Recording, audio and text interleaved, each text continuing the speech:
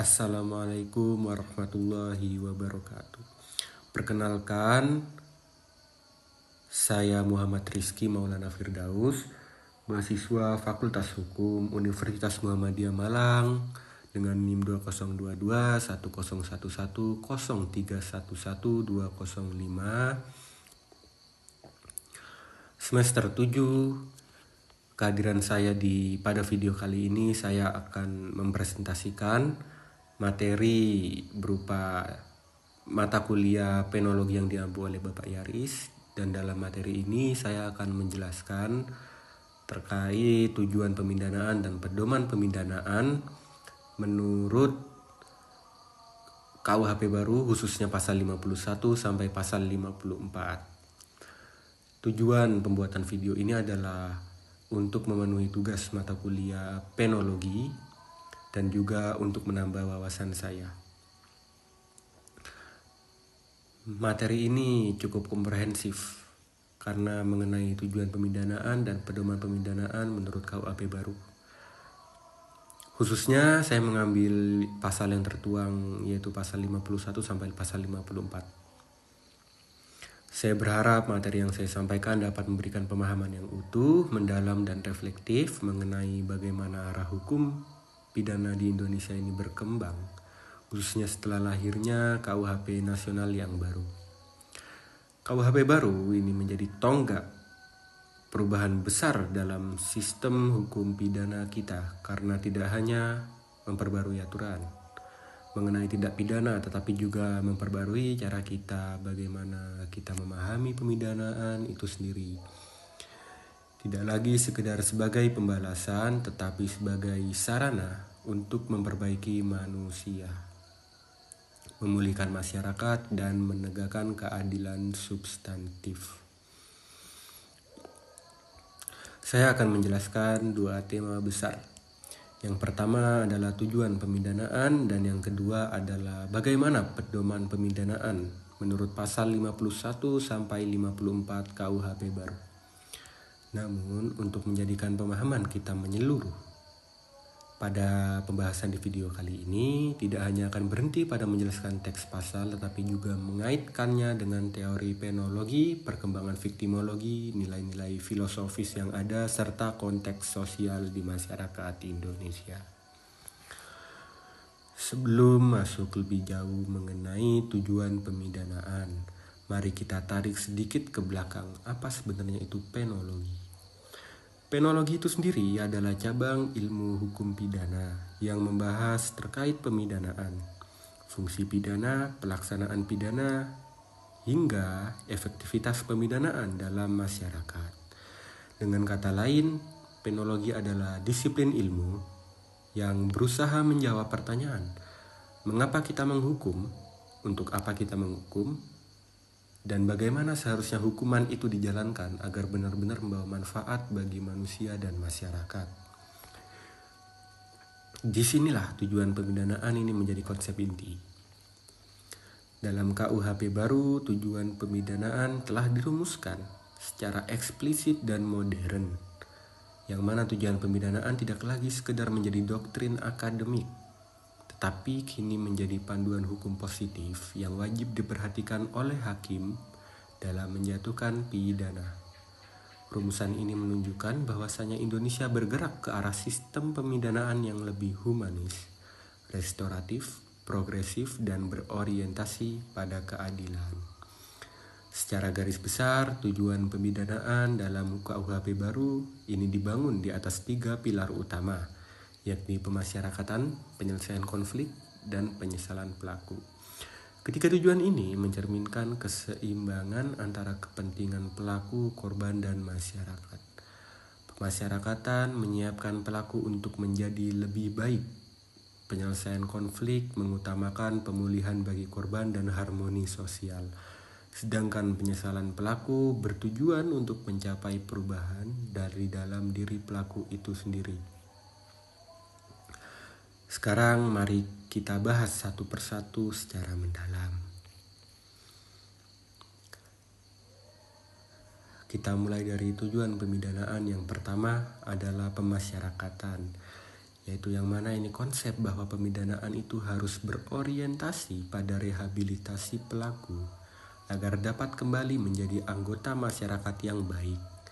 Sistem pemasyarakatan Indonesia lahir dari gagasan Menteri Kehakiman Saharjo pada 1960-an yang menyatakan bahwasanya penjara ini bukan tempat pembalasan dendam. Ini merupakan pergeseran paradigma besar dari era kolonial yang masih melihat pidana sebagai balas dendam negara terhadap pelaku. Yang kemudian pemasyarakatan terbagi menjadi dua bagian besar, preventif dan represif. Pendekatan preventif berusaha mencegah kejahatan sebelum terjadi. Caranya antara lain dengan memberikan efek jera umum kepada masyarakat, mengajarkan nilai-nilai moral dan hukum, serta menciptakan sosial yang mendukung. Kejahatan bukan hanya akibat niat buruk seseorang, tetapi juga akibat kesempatan, tekanan sosial, kemiskinan, minimnya pendidikan, dan ketidakadilan. Karenanya, pencegahan kejahatan harus dilakukan melalui peningkatan kualitas hidup masyarakat. Pendekatan ini menunjukkan bahwasanya sistem pidana yang efektif bukan hanya soal hukuman yang keras, tetapi juga mengenai bagaimana negara membangun kondisi sosial yang menekankan peluang terjadinya kejahatan. Contoh nyatanya dapat dilihat dari kebijakan anti korupsi, anti terorisme, dan kampanye perlindungan anak yang tidak hanya mengatur hukuman, tetapi juga menekankan upaya pencegahan, sosialisasi, dan pendidikan publik. Sebaliknya, pemasyarakatan represif dilakukan setelah tindak pidana terjadi. Namun represif di sini tidak dimaknai sebagai kekerasan atau pembalasan, melainkan sebagai pembinaan. Pelaku tidak dijadikan objek penderitaan tetapi subjek pembinaan. Program pembinaan meliputi pembinaan mental, pelatihan kerja, pendidikan, konseling, rehabilitasi, hingga reintegrasi sosial. Tujuannya adalah memastikan bahwasanya pelaku tidak mengulangi perbuatannya. Pemasyarakatan represif juga menekankan bahwa hukuman penjara harus dihindari jika tidak memberi manfaat bagi pelaku maupun masyarakat. Pada KUHP baru bahkan membuka banyak alternatif selain penjara, seperti pidana kerja sosial, pidana pengawasan, atau ganti rugi sebagai bentuk pembinaan yang lebih konstruktif. Ini sejalan dengan gagasan bahwasannya penjara seringkali justru menjadi tempat berkembangnya residivisme, bukan tempat perbaikan perilaku. Tujuan pemidanaan yang kedua adalah untuk menyelesaikan konflik yang timbul akibat tindak pidana. Setiap kejahatan pada dasarnya menciptakan konflik baik antara pelaku dan korban, pelaku dan masyarakat, maupun dalam diri pelaku sendiri. Oleh karena itu, pemidanaan harus mampu meredam, memulihkan, dan menyelesaikan konflik tersebut. Dalam KUHP baru, konflik bukan hanya dipandang sebagai pelanggaran terhadap negara, tetapi juga sebagai pelanggaran terhadap korban secara pribadi.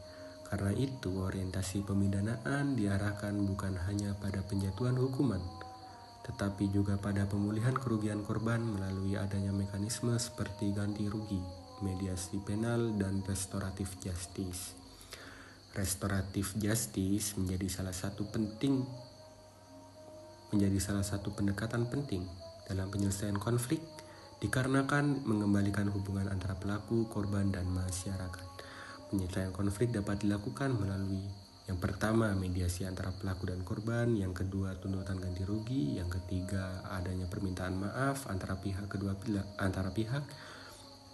pihak, yang keempat, pemulihan kondisi sebelum tindak pidana, yang kelima, kesepakatan damai yang disetujui kedua belah pihak. Dengan cara ini, pemidanaan tidak hanya fokus pada pelaku tetapi juga memberikan ruang bagi korban untuk mendapatkan keadilan dan pemulihan. Selain itu, penyelesaian konflik dengan cara damai juga mengurangi beban lembaga peradilan dan lembaga pemasyarakatan. Tujuan selanjutnya yaitu dari pemidanaan adalah menumbuhkan penyesalan pelaku. Penyesalan bukan hanya aspek emosional, tapi merupakan langkah awal dari perubahan perilaku. Jika pelaku tidak menyesal, maka hukuman tidak akan pernah efektif. Oleh karena itu, pemidanaan bertujuan untuk membawa pelaku pada kondisi introspeksi dan kesadaran moral yang lebih baik. Penyesalan pelaku tampak dalam berbagai bentuk seperti mengakui kesalahan, meminta maaf kepada korban, mengganti kerugian, bekerja sama dengan penegak hukum, hingga menunjukkan perilaku yang baik selama menjalankan pidana. Dalam Kitab Undang-Undang Hukum Pidana baru, penyesalan pelaku bahkan menjadi salah satu faktor yang dapat meringankan pidana. Dengan demikian, kita dapat melihat bahwa 3 tujuan pemidanaan ini saling terkait. Pemasyarakatan berfokus pada rehabilitasi, penyelesaian konflik, berfokus pada harmoni sosial, dan penyesalan pelaku berfokus pada perubahan personal. Ketiga ini merupakan fondasi dari sistem pemidanaan yang modern, inklusif, dan humanis. Setelah memahami tujuan pemidanaan, maka kita masuk pada pembahasan inti kedua, yaitu pedoman pemidanaan dalam pasal 51 sampai 54 KUHP baru. Pedoman pemidanaan ini merupakan instrumen penting yang mengarahkan hakim agar menjatuhkan pidana secara proporsional, adil, dan konsisten, khususnya setelah lahirnya KUHP nasional yang baru. KUHP baru ini menjadi tonggak perubahan besar dalam sistem hukum pidana kita, karena tidak hanya memperbarui aturan mengenai tindak pidana, tetapi juga memperbarui cara kita bagaimana kita memahami pemidanaan itu sendiri. Tidak lagi sekedar sebagai pembalasan, tetapi sebagai sarana untuk memperbaiki manusia, memulihkan masyarakat, dan menegakkan keadilan substantif. Saya akan menjelaskan 2 tema besar. Yang pertama adalah tujuan pemidanaan, dan yang kedua adalah bagaimana pedoman pemidanaan menurut pasal 51 sampai 54 KUHP baru.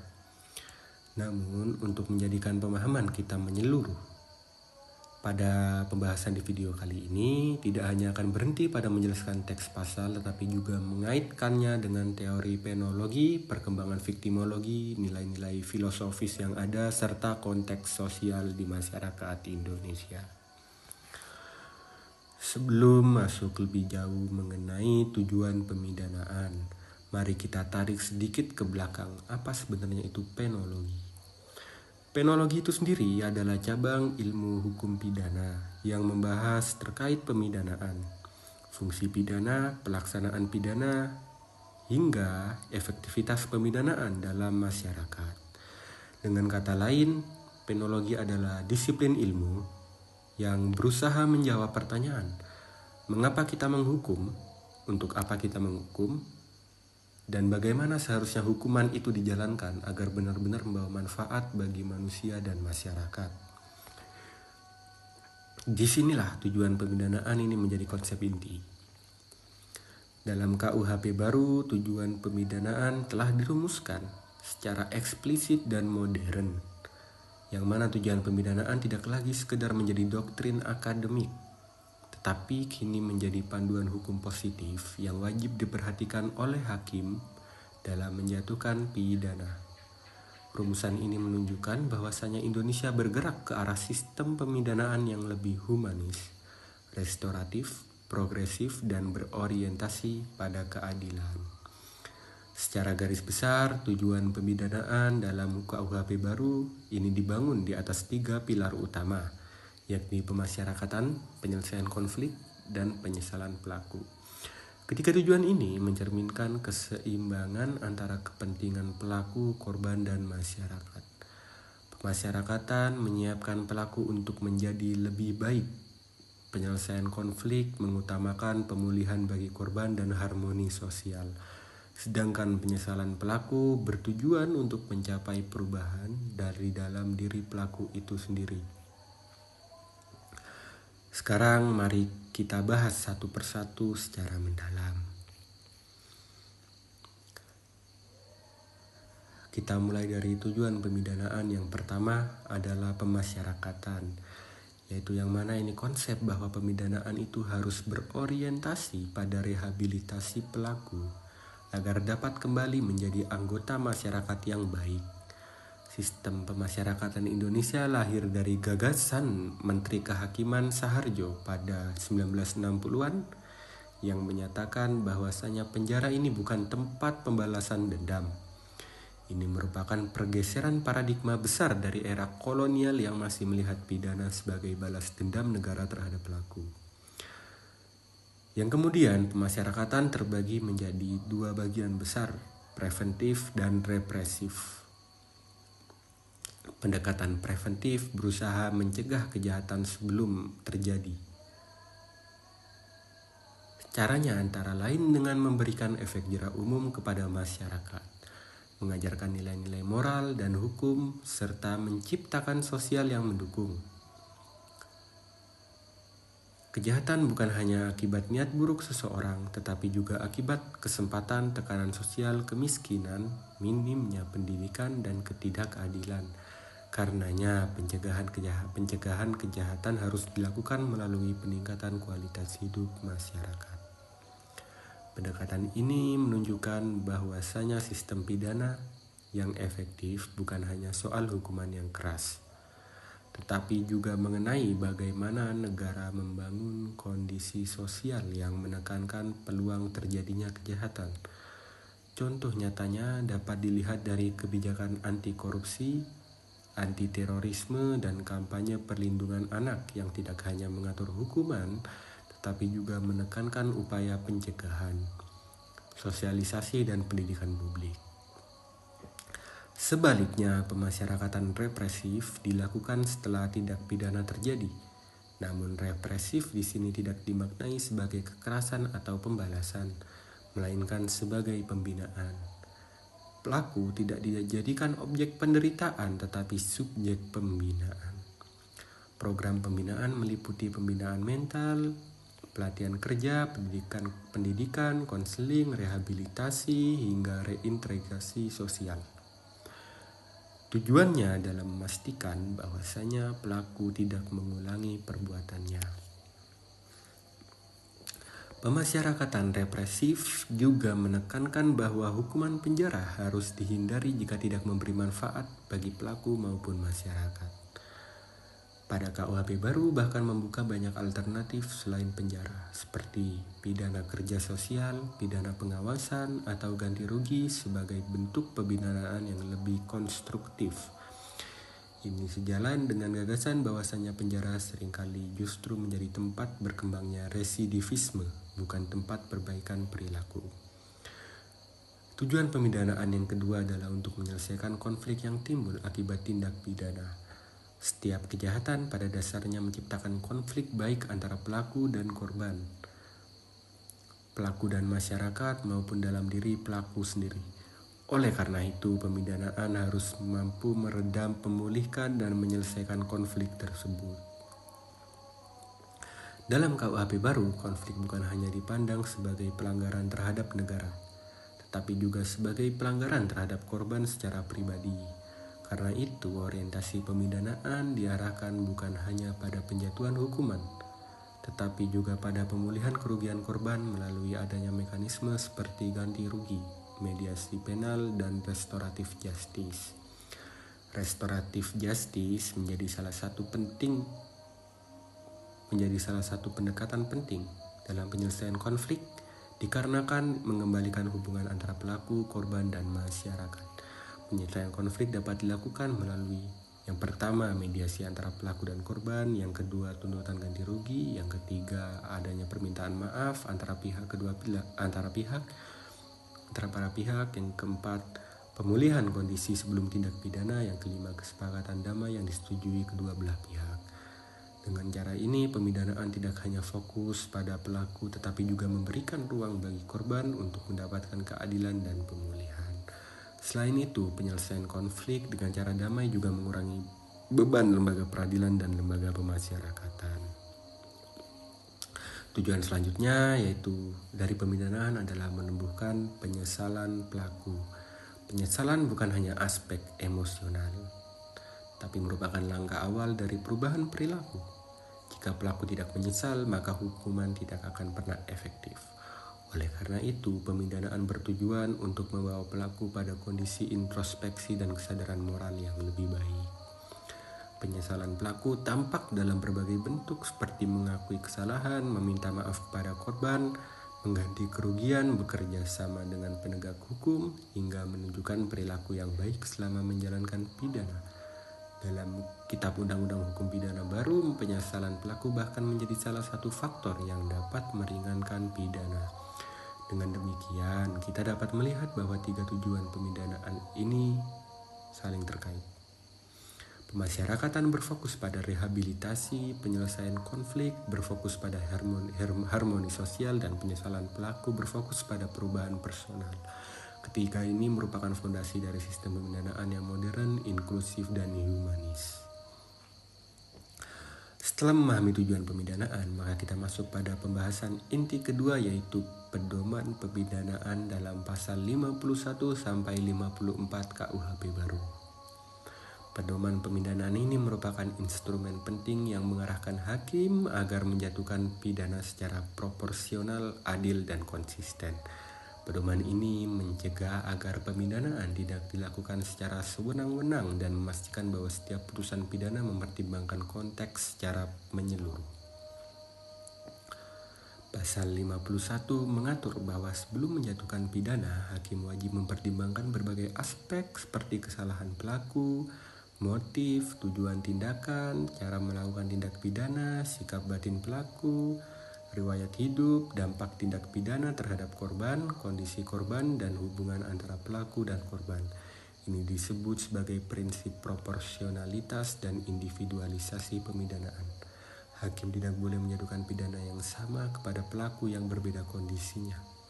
Meskipun melakukan tindak pidana yang sama, putusan harus memperhitungkan faktor manusiawi.